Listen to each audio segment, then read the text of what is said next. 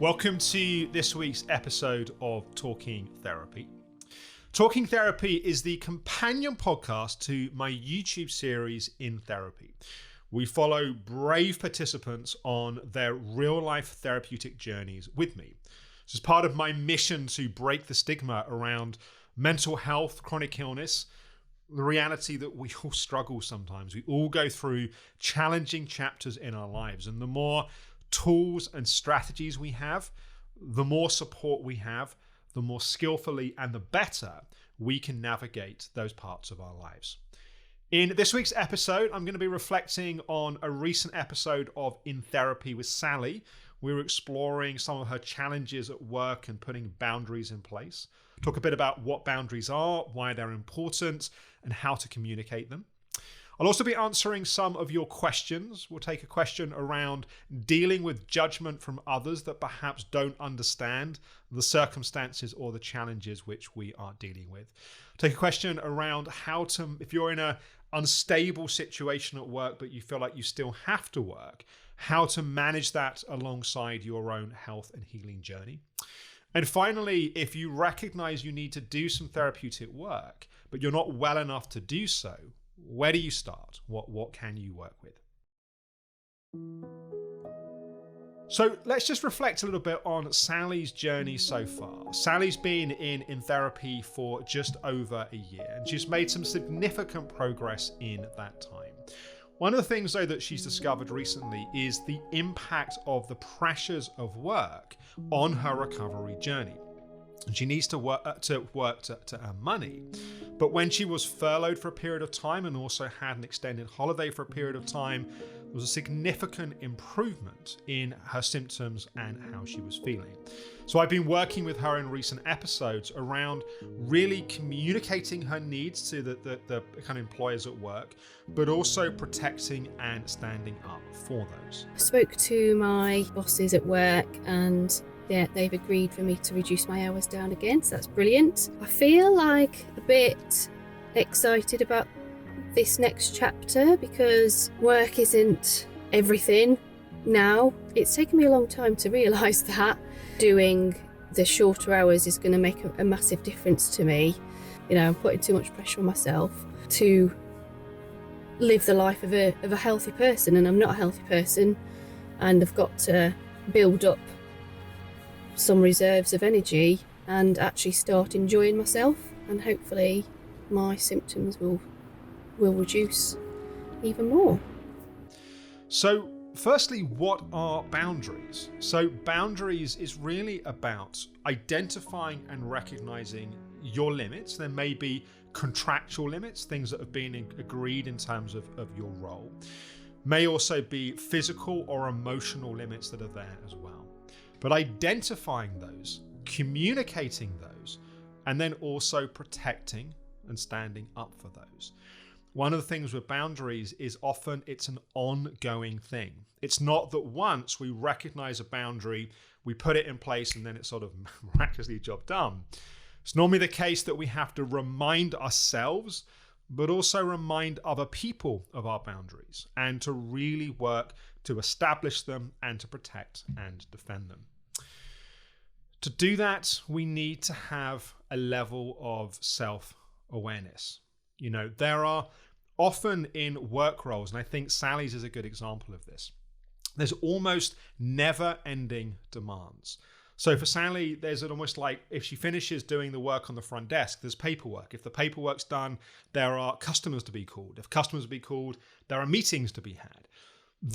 There are often never-ending demands. Just recognizing that's the case is a start, because we realize that the goal is not necessarily to finish. It's not that like I need to get to the point that all of the work is done, and then you can relax. It's that you need to have those boundaries along the way. Often though, what's happening here is it's not just the external demands. It's not the kind of pressures and the demands from other people. It's also our own internal underlying patterns. I'm not going to go into these in detail because there's a whole other, I'm sure we'll cover this in other places on the podcast, but some of the kind of psychological patterns I often talk about, the achiever pattern, We define our self-worth by what we do and what we achieve in the world. When we're defining our self-worth in that way, we don't stop the job that we're doing when our body says, hey, like, I'm done, I need to rest. We keep going because we're trying to prove ourselves to ourselves, but perhaps also other people. Another example might be a helper pattern. We define our sense of, again, sort of self-worth by what we do for other people. Often we give to others what deep down we want and need them to give to us. So rather than prioritizing and focusing on our own self-care and taking care of our own needs, a lot of our energy is going into giving out and doing for others in the sort of secret hope that we'll then receive back what we need. But it's a really dangerous strategy as a primary way to approach our work and relationships. Other examples might be the perfectionist, that we only feel safe when we do things perfectly. So we're not just doing the job that needs to be done, we're obsessing about doing this job perfectly because, again, our sense of self-worth, or indeed our sense of safety, is tied to how well we do it. Just having some awareness of some of these patterns. As I often say, if you can see it, you don't have to be it. If you can recognize that actually your lack of boundaries at work is not just the demands and the pressures from the employers or the people that you're working with. It's often also playing out of our own patterns, playing out of your achiever pattern, playing out of your helper pattern, playing out of your perfectionist pattern.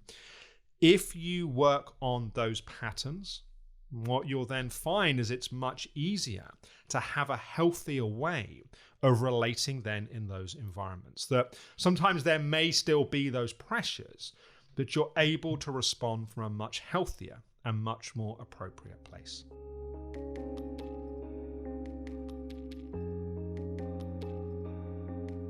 I think it's also worth saying, and it's something that I've spoken to in a few other places in this channel, is often saying yes to ourselves involves saying no to other people. Again, if we're someone who's a helper and we sort of define our self-worth by always being there for and being accommodating and being helpful and everything for everyone else, it can be hard sometimes to learn to say no. But if we always say yes to others, that means we're saying no to us. We have to learn to be our own advocate, to ultimately stand up for, protect, and take care of ourselves. That can sometimes involve having difficult conversations. And so as we start to, particularly if we've been in a dance where we've always been the one that's been accommodating. Imagine if you're actually dancing with someone and they're always leading and you're always following, I don't know why I'm dancing, I can't dance, but you're always following their lead. And then suddenly you start to take control and you start to lead the dance in a different way. The person has one of three choices. They're probably going to try and pull you back initially into the old dance, not because they don't care about you, but because they want things to be the same. They want things to be familiar. Or they might come with you in the new dance, or you have to dance separately. Sometimes at work, this can be having some challenging and some difficult conversations when we break the dynamics of how things have been done historically.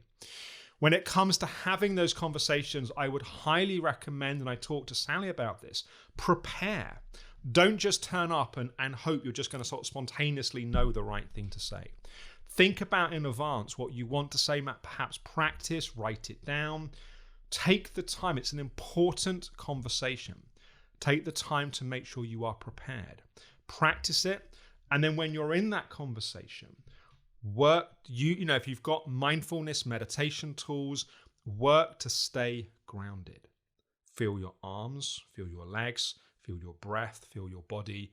Stay connected in the moment, because that will also support you in being able to have that conversation. I'd be curious in the comments, if you're watching this on YouTube, if you've had some of these conversations, what's helped support you? What have you noticed has made it easier to stand up for and communicate your needs? We did a post recently on Instagram talking about boundaries at work, so do check that out. We do daily posts of sort of tips and reflections, some of the highlight ideas from these episodes. So if you haven't been to my Instagram, what have you been doing? But go and check that out.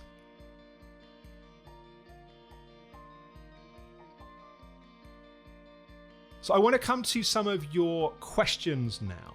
The first question's from Sarah, and I'm slightly paraphrasing the questions, but she says, I really struggle to deal with people's judgment and what can feel like punishment for being ill, like we're merely attention seeking or using it as an excuse to not do something. What ways can I stop myself from being angry and frustrated with those people, as I find it very energy draining?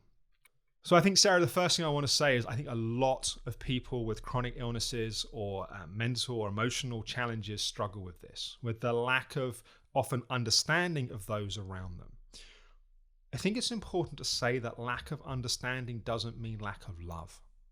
Someone can be, to take a slightly different example, a very loving parent, a parent that adores and loves their child, but be unskillful, not have the parenting tools and strategies. Same thing is true with when it comes to being around friends and family being ill. Someone can love you and be unintentionally cruel and unkind in a way that makes a difficult experience all the more challenging. I think firstly, if you can see, I say this all the time, if you can see it, you don't have to be it. The more you can see what's happening, that this is not someone that doesn't necessarily love you. This is someone that doesn't know how to respond to what's happening because they don't understand what's happening and therefore they're just coming from a place of judgment. That can help take the sting sometimes out of the situation. But equally, don't take on other people's shit. Where appropriate, I think it's good to try and educate people. Send them links to there's various videos on the Optimum Health Clinic YouTube channel, obviously on my YouTube channel. There's a film called Unrest. I think it presents quite a negative view somehow of the potential for recovery from ME chronic fatigue, but it captures the misery and the suffering. So sometimes people are open to being educated, but it takes some sort of patience to actually go through that process. Other times you just have to really see it as being, excuse my language, but their shit. So rather than taking it on and getting reactive and getting triggered, it's recognizing this is their problem and I don't have to take this on. Practicing letting go and working with those emotions that come up can be really helpful. If you're feeling really angry or really hurt, don't just reject and shut away those feelings. Let yourself have them, process them, metabolize them. And I think you'll find that some people may really surprise you. And others, it may just be the case that, at least for a period of time, whilst you're going through this chapter, you need a level of distance. And again, saying yes to you can equate to saying no to other people. But also make sure you have the support that you need. Online communities can be great places to meet other people that are going through similar challenges and difficult situations. I hope that's helpful, Sarah. There was another question, I haven't got a name by it, but work stability is so uncertain at the moment that I'm worried if I reduce my hours or show weakness due to my health, then I'll lose my job. What's the best way to approach this? So this is one of those questions, it's hard for me to speak to the specifics of the circumstance without knowing more. But as a general principle, what I would say is firstly, I think you have to be honest with yourself. If you're in, I don't know if this is the case here, but if you're in an unsustainable situation where you're getting increasingly depleted and you're pushing and your body's getting more and more drained, just because you fear stopping, in many ways, the longer you leave it to stop, the deeper that hole gets. And often people look back and there's sort of inevitability to certain paths. And they think, well, if I'd stopped 3 months, 6 months, a year earlier, then I could have avoided a lot more suffering. Now, that may not be the case here. It may be a case of it being really clear on what your boundaries are and aren't. What can you do? What can't you do? What are your limits? And like I was saying with Sally, and I would review those episodes, really working to protect and communicate those boundaries with your employer. And there are certain rights that you have. I think one should never be afraid of losing a job by communicating a current disability. You have rights and it's important to communicate. Maybe be informed before going into that conversation of what your rights actually are. The other thing I would say is time management. If you know that you're needing a lot of rest, really make sure that you prioritize that versus numbing out and watching crap TV, although it definitely has its place. But that deep rest is going to be important. So make sure that around the times that you are working, you're doing the very best you can to support yourself and take care of yourself. The final question from D. Scott: what tools would you recommend if someone doesn't even have enough energy to do therapy yet? The thing I would always say is that if you're at the point you're not able to do the more deep emotional work or self-awareness work, just work on calming your system.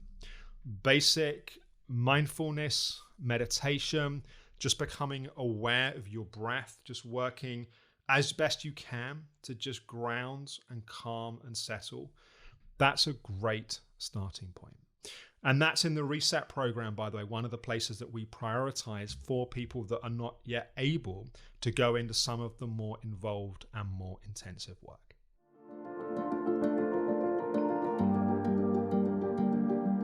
Thank you for watching or listening to this week's episode. A reminder that if you've got questions, please do go to any of the In Therapy episodes on YouTube. You can post a question below any of the videos and that will come through to us.